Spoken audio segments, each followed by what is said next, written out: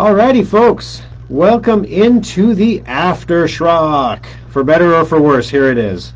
Alright, we're going to give everybody a chance to get connected here because I've taken the time to watch these afterward to determine exactly when my camera is live. And so my camera is live from second one, which means that this thing is building in at least, a 5-8 second tape delay, basically, from what I say to when you hear it. So anyway, we always want to make sure before we dive into the content that we give people time to really get connected and find the program, and then we can go ahead and get started. Of course, if you ever miss any of it, you can always go down to on the Facebook page after the Aftershock is done. We post the whole thing so you can see it. Man, what did you guys think of the show today? I have to tell you, doing the radio show, like helping people and entertaining people on the radio, it really fills my bucket. I really enjoy it. It's probably one of the things I enjoy most about my job. This morning, I did not want to be here. I don't know what it was. You ever have one of those nights where like you're in bed, you don't feel sick, there's nothing wrong, you're just laying there and you're just not falling asleep. Now, I'm usually somebody who falls asleep like that. Like, literally, my wife will lay down in the bed, she'll be like, so what do you want to do tonight? And I'm like, she's like, oh, okay, I guess you're out. I just laid there, and it wasn't that I wasn't sleeping.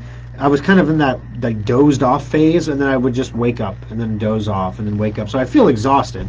I put Christmas lights on the roof yesterday on top of that, so I was leaning at weird angles and stretching and reaching and clipping and trying not to fall off the second story of the roof, thinking, is this how it ends for me? So I'm sore in weird places and weird muscles that I apparently don't use very often. So I am sore and I'm tired, and I'm just like driving in this morning, and I'm just like, I remember the last time I just thought, man, I don't want to do this today. But of course, then you sit down in the chair, the mic comes on, and you go, and all of a sudden you forget all that, and you just go. But the show was weird today. I don't know if you picked that up. Did any of you pick that up? That there was something weird about it? I don't know if it was just God's karma coming down and making everything line up, but the stories interwove themselves into the promotional content. So there was promotional content within the news stories that we covered. So like the McDonald's story, for example, was essentially an ad for business consulting for Schrock Interactive. The AMD ad was essentially an ad for modular computers. And it was weird how it wasn't planned that way. It literally, the way the calls came in, it just kind of structured that way. And I thought, this is odd. This is different. Did you like it? Because I can try to do that intentionally in the future. It's quite accidental today. But I'm not sure if we want the purity of our news product, like the moderators at the debate, they're pure, we want the purity of our news product, and then the opinion product over here, or the marketing product over here, or do we want to mash it all together and save some time and get it all done together? It takes a little more effort to do it that way, obviously, but it just kind of happened today. Hey Cheryl, good to meet you. Good to meet you, Cheryl. I'm glad to have seen you today. I can't see you, Cheryl. Don't worry. She's like, oh, I can't see you. And Rich too. Rich is behind her, like, what are you talking about, man? Good to see you, Cheryl and Rich. Thanks for joining us. Hey, Mitch, how's it going? Winston, thanks for the audio check. I appreciate it. Hey, and thank you very much also for the invite. I did receive that. The message was delivered, and my wife was very very pleased. She's like, ooh, this could be fun. So thank you for that. I appreciate it. All right, Ed, good to see you, bud. Carolyn, good morning from Round Rock, Texas. Glad you decided to come in. Or it's not like I could decide not to come in at the last minute. I mean, we do have, I call it the If I Get Hit by a Bus show. I have 1 week to recover if I get hit by a bus. We have one show in the can that's called an evergreen show.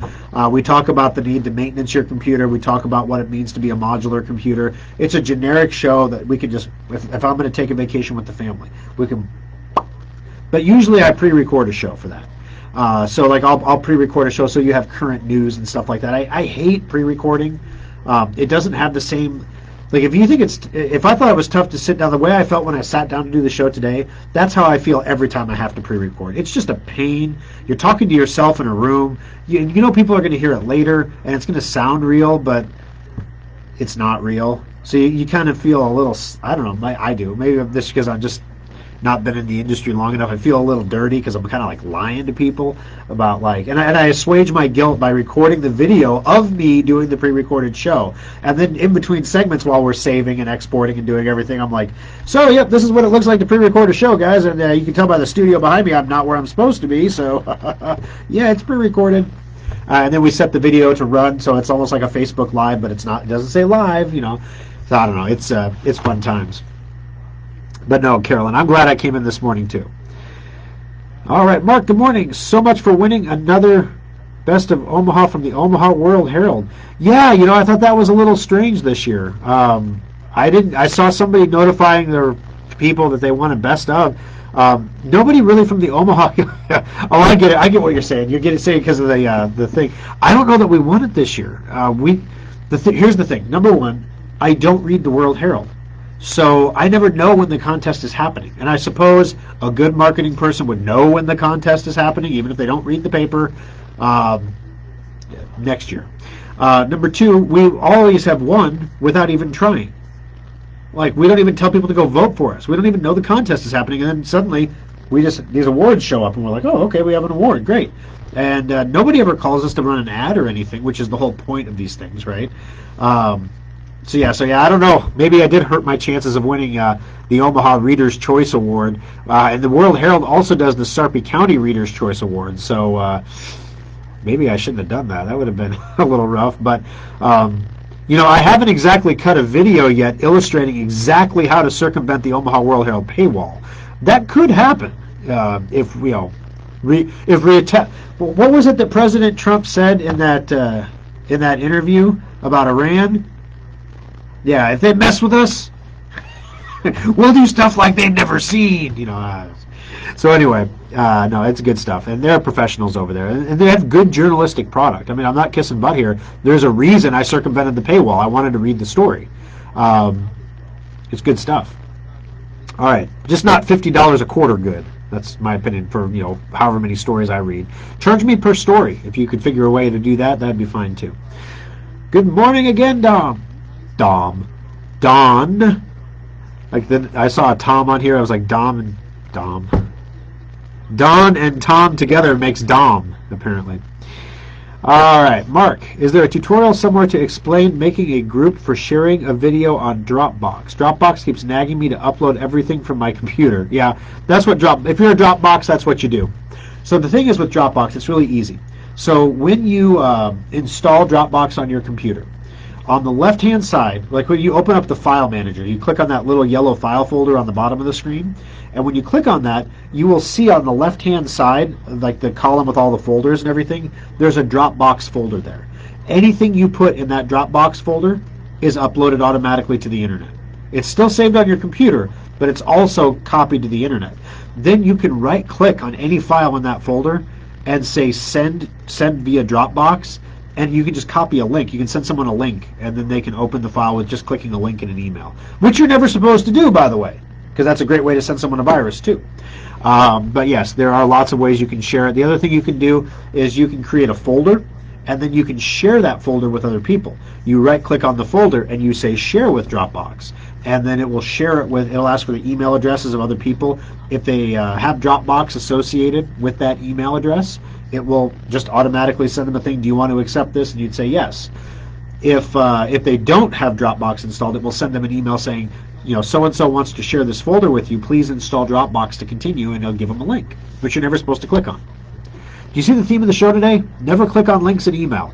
Always, always, always, if you get an email from your bank saying, hey, your account is overdrawn, click here to log in, always go to the bank website and log in. Never, ever, ever click on the link in the email to log in, because a lot of times those emails are fake and those links take you to bad, bad places. Richard, I think you did okay today, just like you always do. Well, thank you, Richard. I appreciate it. Schrockville, coffee's ready. I thought about getting a little sign, like a street sign that said Schrockville, but I'm like, I don't know. I don't want to. There's a point at which humor collides with an ego, and then your head just goes, and I don't want to have that happen, so I don't know if I'm going to make like signs about Schrockville. But if you wanted to make signs about Schrockville and send them to me, then that's different, because then it's something a listener gave me and I can display it, prominently. One of the things, guys, that we're doing is we're going to be actively looking at what we can do to make the radio show better. One of the things that we need to do is something about this background. The KFAB logo, I have no problem with it, but we've got to do something to clean this up a little bit to make it more unified. Now the problem is, you can see all the way from this corner of the wall here, all the way over to halfway through this window here. That is a distance of approximately 8 feet. So if I wanted to green screen or something like that, I'm literally going to have an 8-foot wide green screen that spans the entire wall. That's huge, right? And then, of course, there's stuff underneath it, like the old tech up here above my head, and the speaker up here in the corner right there. I'm just going to point at the speaker. I'm trying to figure it out on the screen. I can just point at the speaker. But anyway, so there's stuff in the way. So there's, one way we could do it is we could get a green screen that we would just pin up for the show. I was hoping to get maybe one that pulls down like the old maps in grade school, that would roll up, and then you could just pull it down, and then when you're done you could roll it back up. That way, if other people here in the studio wanted to use it during the week for whatever KFAB show, they could. So I don't know. We're trying to figure out some stuff, because the other thing we need to do too is, as far as the radio show goes, like for example, I just did an explanation on how to share something with Dropbox. Facebook Live, just the Facebook Live native app, does not allow me to share my screen. So I can't show you how to do that. But if I have OBS Studio installed, I could create a multi-camera studio experience and literally be able to share my screen and show you how to do stuff. It's a little difficult to do that while we're live on the air, and I have to have a polished radio product. But when we're in the aftershock like this, it would be easy to do. So maybe that's something we can look at doing. But any suggestions you might have on what we can do to make the show better, I'm always open to. As far as how it cosmetically looks, how it sounds, how the segments are structured. The only thing is, guys, I know you want a second hour. People have asked for it over and over and over again. Literally, we can't afford it. It is ridiculous how much we spend on this radio show on a weekly basis. Not just here in Omaha, but Omaha, Des Moines, Kansas City, Lincoln, all the cities put together. It's a lot of money. If we add a second hour, it's not like you get a quantity discount, number one. Number two, not every station can do a second hour because they have other content running. And so some stations could do it, some stations can't. Then you have the problem of which hour do I carry, which customer hears which message, which is accurate, which is not. It's kind of rough. So that's why we do the aftershock the way we do. We have a second hour kind of sort of here, right? Yes, happy haircut. Yeah, I know. It's like, I don't know. It feels like I'm getting thinner. I don't know. We'll see. My wife tells me there's some shampoo I can use for that. I don't know. But yeah, it's definitely tight. So I went to Sport Clips to get it cut over at Midlands Place, and normally it's a haircut place. Yeah, it's a haircut place. Okay. There's one person that works there that I would rather not have cut my hair. And whenever I sign in, like you go online, because you can't just walk into a haircut place now. You have to go online and like register or whatever. So I go online to do my thing, and it says, do you prefer a stylist or do you want first available? And I'm always like, I just want to get in and out. And everybody but that one girl is fine. So first available is fine. And who do I get? Haircut took 35 minutes. I mean, does this look like a complex cut to you? Are we styling curls here? I mean, like, what's happening? There was no dye, no color involved, And then, of course, I totally get it. Like, when you're in the business of cutting hair, you're in the business of chit-chatting. Because you can't just sit there quietly while somebody cuts your hair. Do you have kids? And, like, I brought my son with me. We signed in together. He's in the chair behind me over here getting his hair cut. Funny how his haircut was done 30 minutes almost before mine was done. And he said, I'm going to go wait in the truck, Dad, so he can listen to his music or whatever. I'm like, okay, whatever. I'll just be in here, like, wasting my life.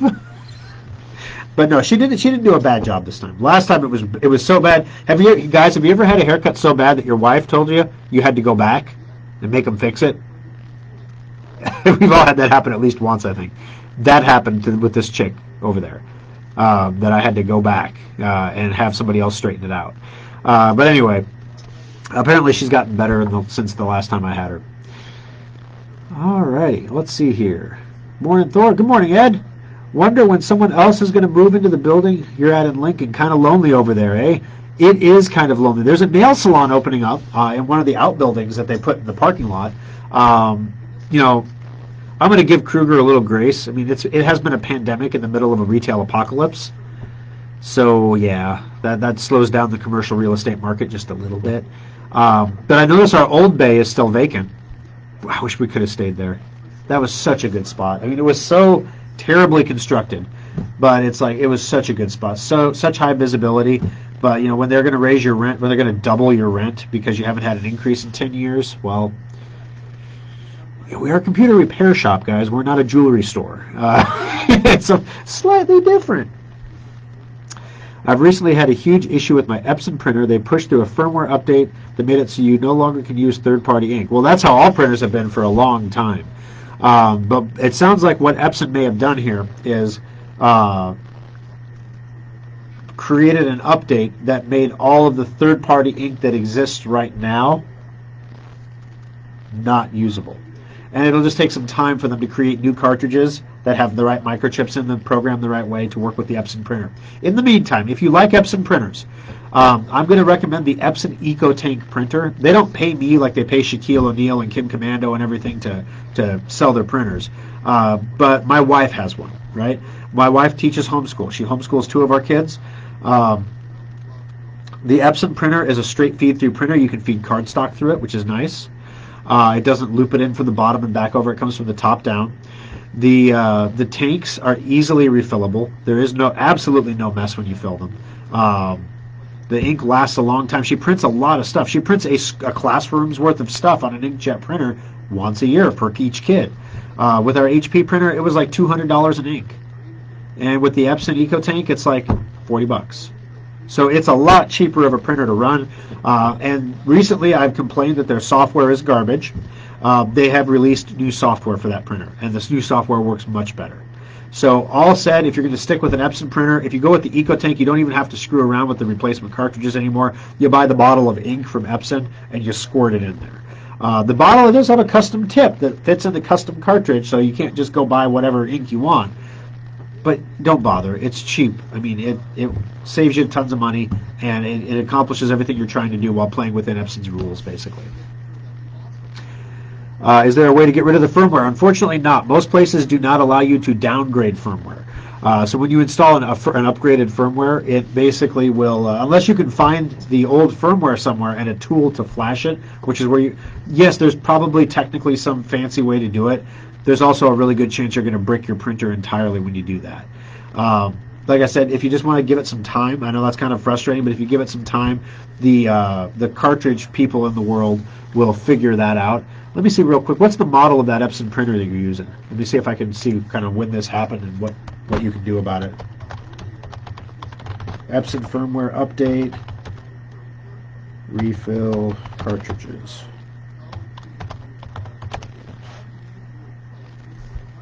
Okay, let's see here. Epson security update bricks third-party ink refills. This happened on October 15th of 2018. Okay, let's see. A couple of me for environmental reading. The problem is deeper than simply messing with customers with cheaper ink options. Sending out feature-crippling software under the guise of a security update just teaches customers to distrust updates, which it does. This is something consumers can't afford. Okay, yeah, I get all that. This is kind of old news. That was from 2019. Yeah. Somebody says it's solved here. What is this from? This is from 2019. All right. So I had the same issue. I figured out how to roll back the firmware. Here's my story.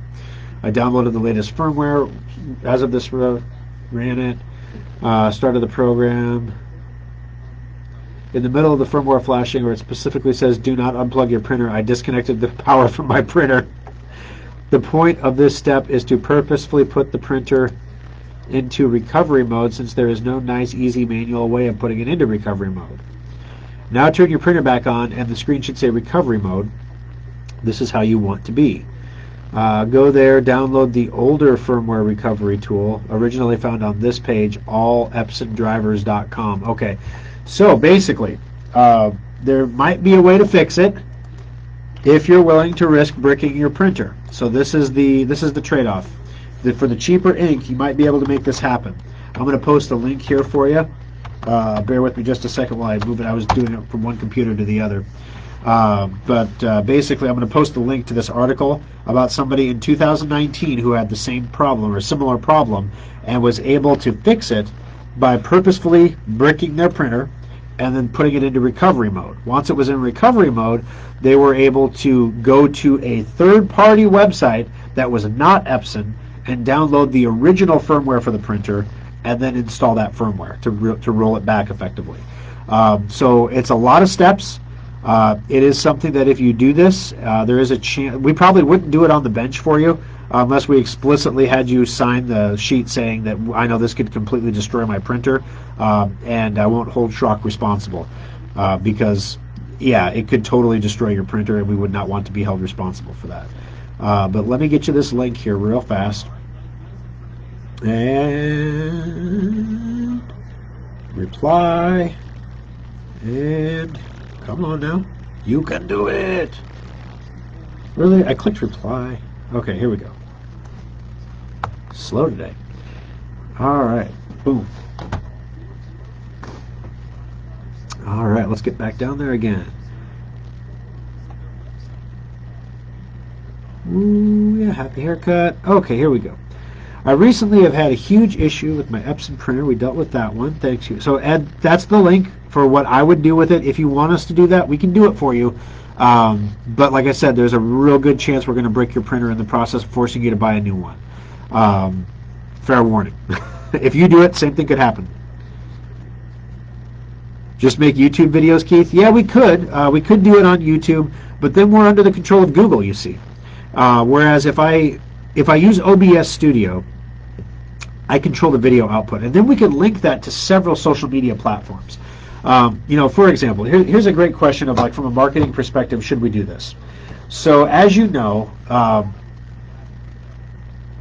people in the media, especially conservative media, are finding that it's tougher to get their message out. I'm being very diplomatic here. It's tougher to get their message out on social media than people, say, who are on the leftward side of the scale. For example, Mark Levin, third biggest nationally syndicated radio show in America, has recently been shot down by Twitter for hate speech. So you can't have an opinion that dissents from the opinions that Twitter holds or things like that, or they have the ability to basically, to unilaterally decide that you're wrong and that we're not going to allow you to be on our platform. It's their platform. They can do that, right? You can make some arguments that maybe they shouldn't have the protections they have if they do that, but it's their platform, okay? We can not like it, we can hate it, it's their platform, whatever. So along comes a new player named Parler. And Parler is a Twitter clone that does everything Twitter does, but promises to not censor people based on political beliefs or economic system beliefs or whatever. So if you are a KKK guy asking people to meet up for a lynching, they are not going to let you post that. If you are going to have a Trump car parade, they will let you post that. It's one of those things where they're still going to have some editorial control because there are just some vile people in the world, right? And people will post all kinds of nasty, vile stuff that kids and things will see, and it'll be awful. But also this platform, because it's the place where everybody goes who's been kicked off of every other platform, you get a few nutters, right? So I had a business strategy meeting with somebody who said, should I have a Parler account? They're like, well, there's no reason not to have a Parler account. You can have an account. The thing, though, is you have to be really careful of the cancel culture. And it's not fair, and it's not right. But if you're posting on Parler and Twitter and Facebook, and somebody comes along and says, look, this guy is an evil guy who's posting on the white supremacist website Parler, then all of a sudden you've got a problem. And so the question is there enough people on Parler to justify the risk of this? Parler is run by a female CEO, first of all. Secondly, Twitter and Facebook are coming for her. They're coming for Parler because Parler is the closest thing to a competitor they have ever seen, and it vehemently clashes with their internal political beliefs. So you can't have a space where conservative voices are actually heard loud and clear. That's not okay. So unfiltered anyway, they got to be filtered at least, so we get the crazies out of there, which is 95% of it. So is Parler something? I don't have a Parler account. Maybe I should get one. I haven't been on Parler. I haven't looked at it. I'm not a big Twitter user either, though. Nobody wants to know what I had for breakfast. It's like that's what it was in the beginning. And now, of course, with Trump using it, it's been something more. But it's one of those things, I guess, where you have to make recommendations to people based on the social media that they're going to use. So we could use YouTube to do it. We could use Parler too. Do we push people there? I don't know. I just pushed people this week to DuckDuckGo. I'm still not completely used to it, as I know how Google gives me results. I know where to look. It's very muscle memory. But DuckDuckGo gives me comparable search results that are what I want to see. Let me give you an example, a specific example that you can repeat at home. In the first presidential debate, there was a lot of talk about the Proud Boys. And stand by, stand ready, whatever it was. And so I'm like, okay, who are the Proud Boys? I've never really, who are these people?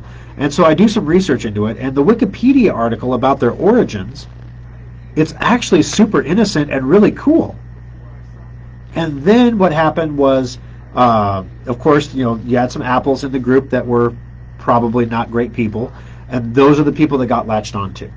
And when that happened, then all of a sudden the Southern Poverty Law Center declared it a hate group. And I don't know who gave the Southern Poverty Law Center the ability to designate hate groups, but once they designate you as a hate group, literally you're a hate group. Now the FBI also came out at some point and said that they're also a group that they monitor because of the, I don't know, they didn't call them a hate group, but they called them something, basically they keep an eye on them because of their conservative anti-government beliefs. Being anti-deep state and being anti-government are two completely different things. But anyway, if you go do a Google search, because you want to learn what are they talking about in this debate. You're not going there to support anybody. You're not going there to donate or buy any goods or anything. You just want to know. You want the knowledge, the information, so that you can make an informed decision when you vote. Because if President Trump is being supported by a bunch of white supremacists, I want to know that. And if Joe Biden's lying about it, I want to know that. So I do a Google search. I search for Proud Boys website because I can't seem to find it. Proud Boys website, and I get all the links to all the law centers and everybody else who says they're a hate group. And their website is nowhere to be found. It's not in the index. Go to DuckDuckGo and do the exact same search. Copy and paste. First result is Proud Boys official website. Now, you look at their website, and it's like, you guys really need a PR person because this is bad. I mean, not the content, but just the presentation. It was like, it looked like somebody had a MySpace page or something. It was rough.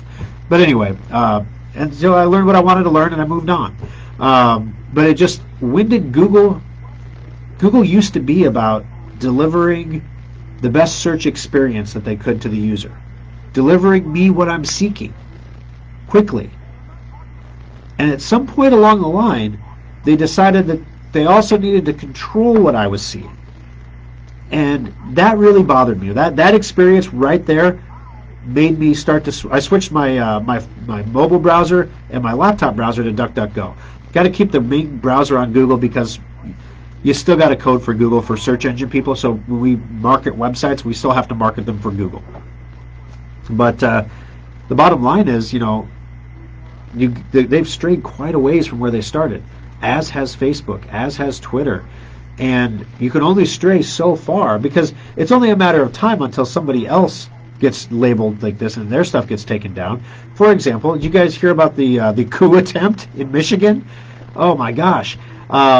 These white supremacist guys were going to kidnap the governor, right? And they were going to take her to a secure location and try her for treason. Probably kill her too, craziness. They were going to kill some cops. They were going to set off an explosion on the other side of town, pull all the police away so they could make their kidnapping. But then you find out they're not white supremacists. You find out that they actually are anti-Trumpers, and that's what they call people who are like they won't, Trump is a fascist kind of thing. They're Antifa guys. They're a member of a group called the Boogaloo Boys. I've never even heard of the Boogaloo Boys. If you Google the Boogaloo Boys, you find them on Google. They're an anti-government, kill cops at all costs kind of group. They're an anarchist group. But you can find them. Interesting. So anyway, I'm on a tangent here, obviously. But the long and the short of it is that you can't really trust what the search engine's giving you anymore, and that's really a bad place to be. So when someone like Parler comes along and they say, and literally Facebook and Twitter are after them, and they're going after the hosting company that hosts Parler, like trying to get them knocked off the internet, their competition. And Parler's like, we're not going anywhere. We're going to fight. And you know what's going to happen is if or when President Trump gets reelected, you guys are so screwed. This is going to be like the Trust Busters all over again. They're going to break you up. Because Google shouldn't have the top browser, the top ad platform, and the top search engine under one roof. It is monopolistic. It's anti-competitive. It makes Microsoft look like a joke from the 90s. That's like a Ziggy cartoon compared to what Google's doing. So, we'll see what happens. We'll see what happens. But the way they've gone all in for one side and not even trying to make it look like they're even-handed,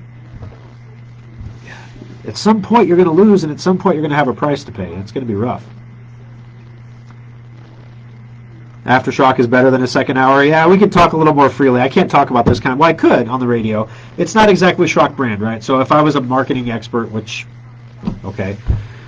If I was thinking before I opened my mouth, I wouldn't talk about these kind of things because, if anyone that is not a Trump supporter was listening, I just alienated them potentially.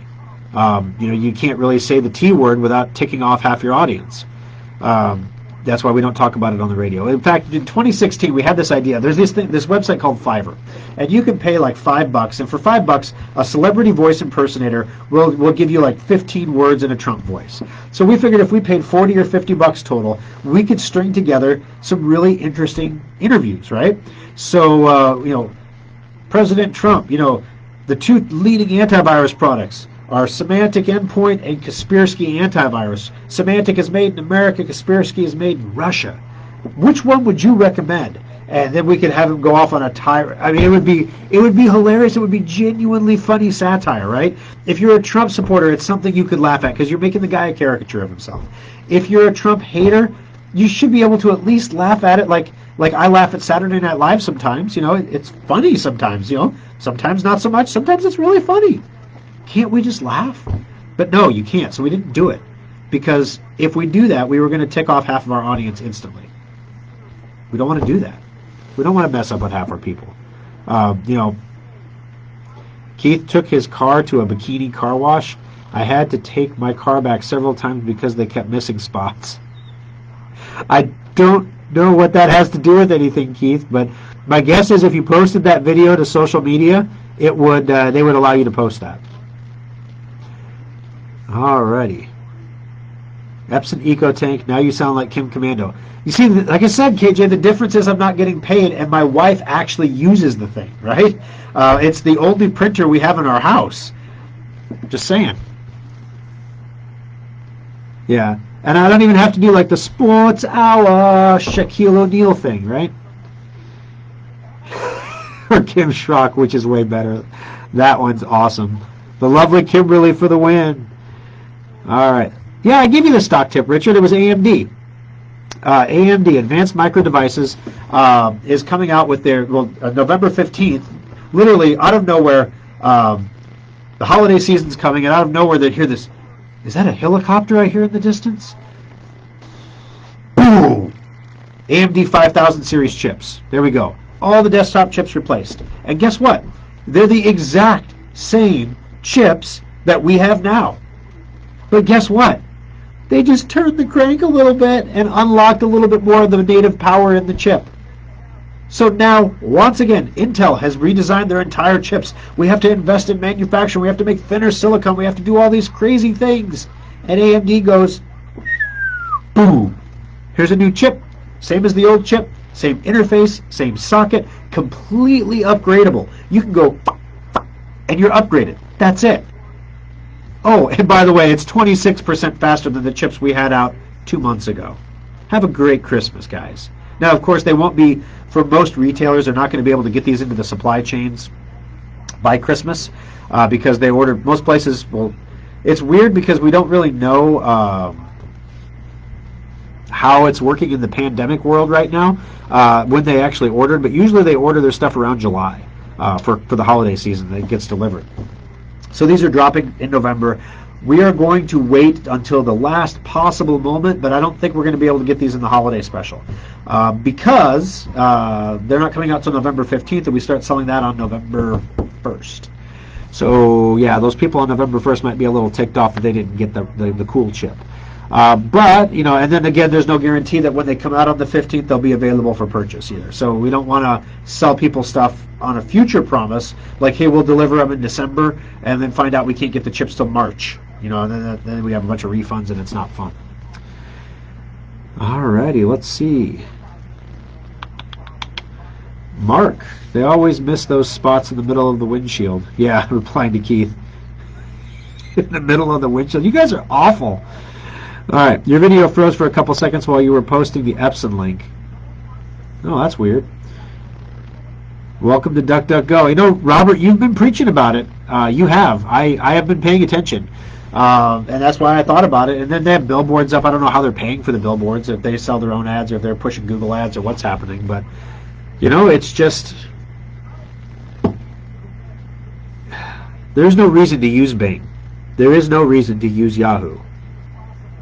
There is every reason in the world to use Google except one big one. And that's why there's DuckDuckGo. So, at some point, what is the critical tipping point for you? This is something you got to think about. When you go to Google, because you know you can get the information, you know it's right there at the top, you're going to get it quick, or you go to DuckDuckGo and you do the same search, and the interface is a little different, and the text, the fonts are a little different, and it's weird how that presentation can screw with you a little bit. But you scroll down and you find what you're looking for. Experiences are virtually the same. But Google is literally monitoring everything you do and then trying to decide, like your parent, what you should see and not see. Whereas DuckDuckGo is going to tell you where the websites rank based on the actual nuts and bolts of the website. So let me give you an example of a great conundrum that we have in the marketing community. SchrockInnovations.com ranks outstanding for computer repair and all of our products because we are engineered to rank in the Google search engine. We play Google's game, we fill in all the boxes, we give them all the info, we put all the code snippets on the page, we do everything they ask us to do, and as a result, we get ranked well. If you do the same search in DuckDuckGo, we don't rank nearly as well. Why? What's different? That's something we haven't investigated because not enough people use DuckDuckGo to make it worth looking into, right? So at some point that's going to tip, right? At some point, maybe we should look into that and just do a white paper on it because maybe 2 years from now someone will be like, oh, we got to rank on DuckDuckGo. Let's find some information on that. And then they find Schrock Interactive and, you know, here's how to do it. So it could be interesting. We'll see. Yep. DuckDuckGo.com. I don't know why they called it DuckDuckGo, but I don't know why they called it Google. Well, I do know why they called it Google. It was a play on a word for a really long number, basically. Alrighty. Carolyn likes DuckDuckGo too. We got a lot of closet DuckDuckGo users here. If you're looking for an inexpensive green screen, go to Cowboy Studios. It's a photo supply house. If you have questions, give me a call. Well, thank you, Ed. I will. Yeah, I mean, you don't need anything super fancy. But then the question becomes, what are we going to put behind me? So at that point, we don't have like a real studio. We have like a virtual studio. And then the lighting. The lighting is bad in here, right? So when I first started doing the show in here, guys, it was like Vampire's Nest. Like half the light bulbs were unscrewed because the guys didn't want it bright in here. And so each week I came in and I screwed in, like first I screwed all the light bulbs in to get it bright so that we could have good video. And literally complaints like, who's messing with the lights? And then My producer's like, Thor, they don't know it's you, but you got to stop doing that. They keep calling the engineer in to come unscrew the light bulbs. You called an engineer to unscrew the light bulbs? Okay. So then next week I just screwed one in, right? Next week I screwed one more in. Week after that I did one more, and that gradual increase, now no one's a vampire anymore. It's great, and we can have light. But one of the things, if you're going to have a green screen, you have to have even light. So I'm trying to see behind me if I see any shadow. You can see the shadows around that box right above my head. Those shadows will screw with a green screen. And so you can't have shadows. You have to have even light. So we would need a forward-facing light of some sort. This is not a TV studio. So I don't know. At some point, guys, we're not big enough yet. If you knew what was going on, like deep behind the scenes, the possibilities that were out there right now are just, yeah, it's crazy. It's like many zeros crazy. But we're not to the point yet where we need a huge individual studio for just compute this.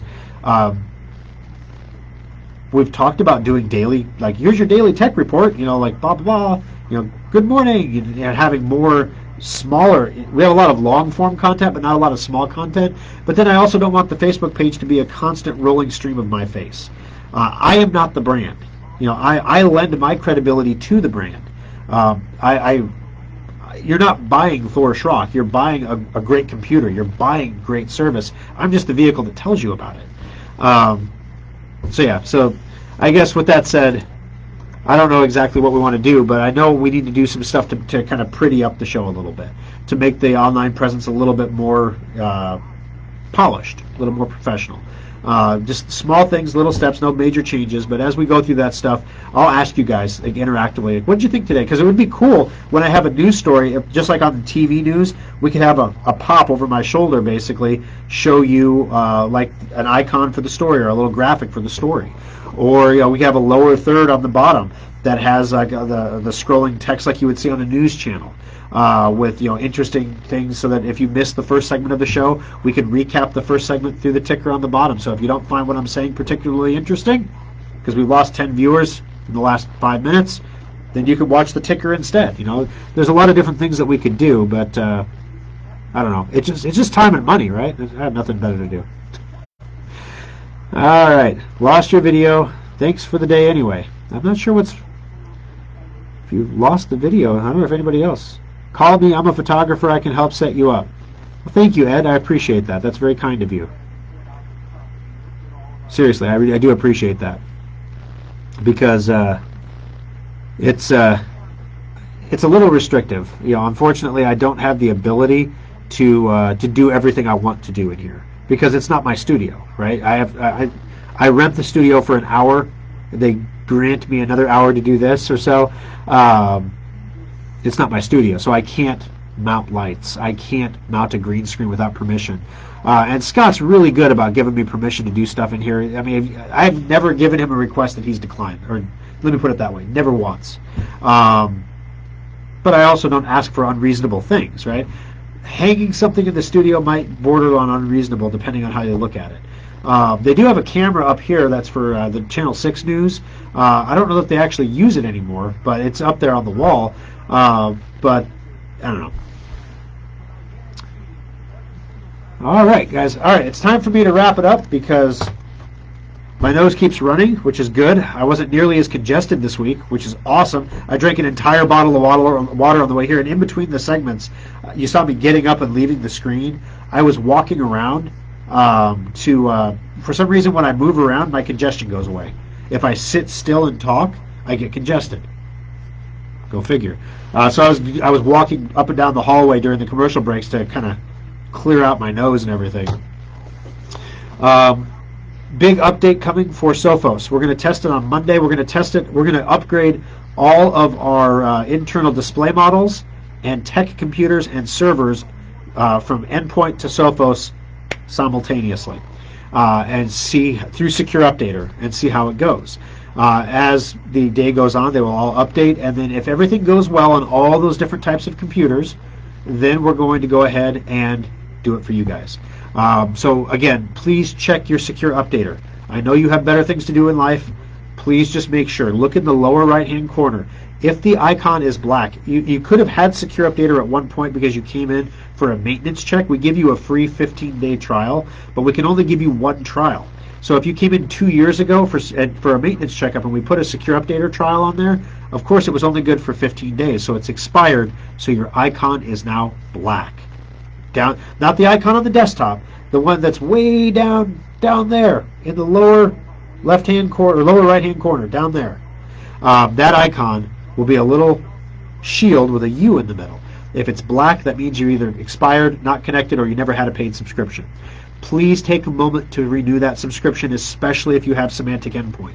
So, number one, Endpoint and Secure Updater. Secure Updater was designed to work with Endpoint. That's why we made it, to cover the holes that antivirus doesn't cover, to upgrade all the other security problems on the computer, to give you a complete picture, a complete security product. So if you have one and not the other, you have an incomplete level of protection. You should have them both. If you have Endpoint, please make sure, if you never had a trial of Secure Updater and you have our Endpoint software, go get yourself a free trial of Secure Updater. It's free for 15 days. You put in an email address. If it says you've already had a trial, you can't get one, use a different email address. Get yourself a free 15-day trial. Don't even have to pay for it, okay?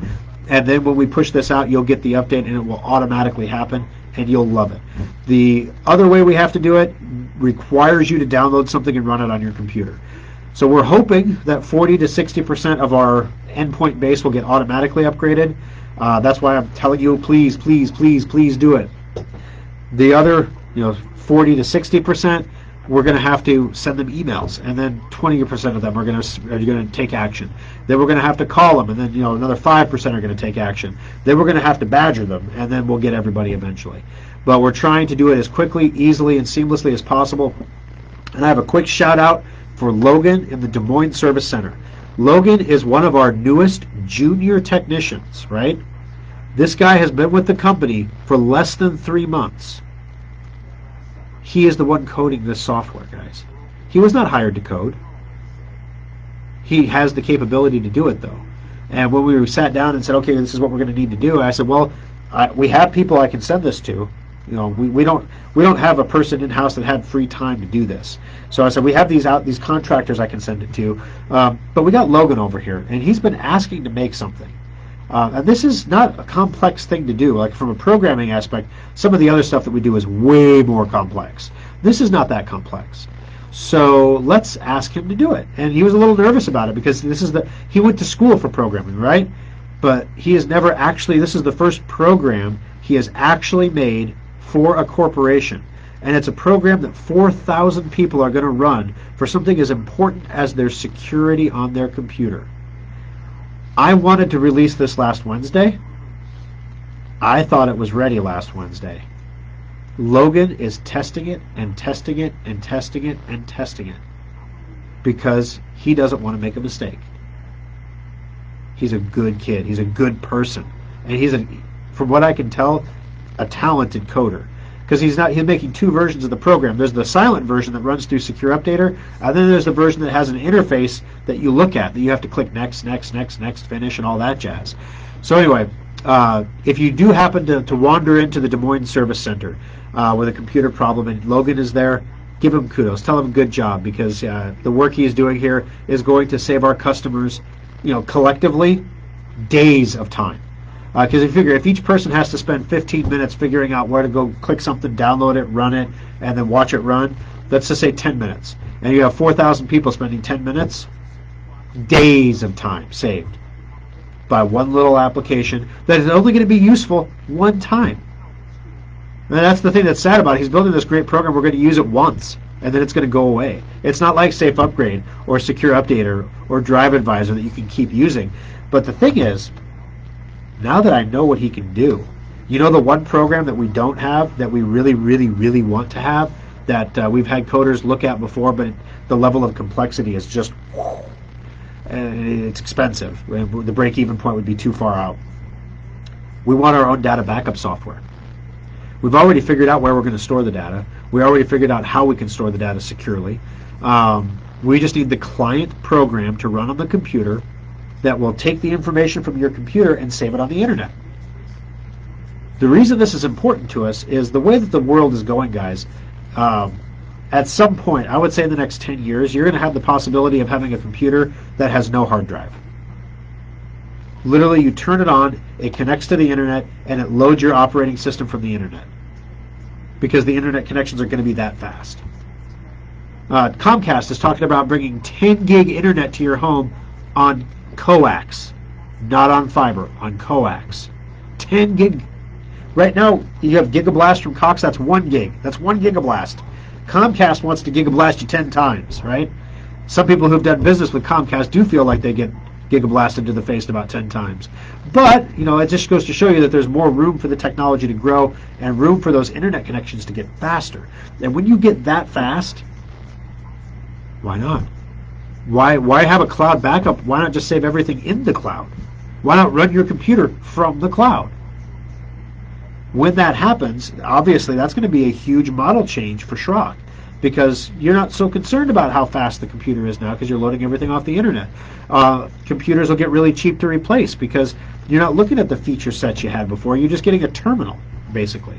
It's like history repeating itself. The DOS terminal returns, except it's not running DOS, it's running Windows 10. Well, we want to be in the mix on that, and if we have our own data backup service, that's kind of the price of admission. The other thing is everybody else's is so expensive. It's so expensive to white box somebody else's data recovery or data backup service. We've looked into doing it. It's just crazy. So we're going to build our own. But we might have Logan take a look at that and see if he can build something just to do it, maybe just for the shop servers first. We'll do it for an internal tool. That's the best thing when you start a project small and then you build it up slow. All right, guys, got to roll. Have a great Sunday. We appreciate it. We'll talk to you soon.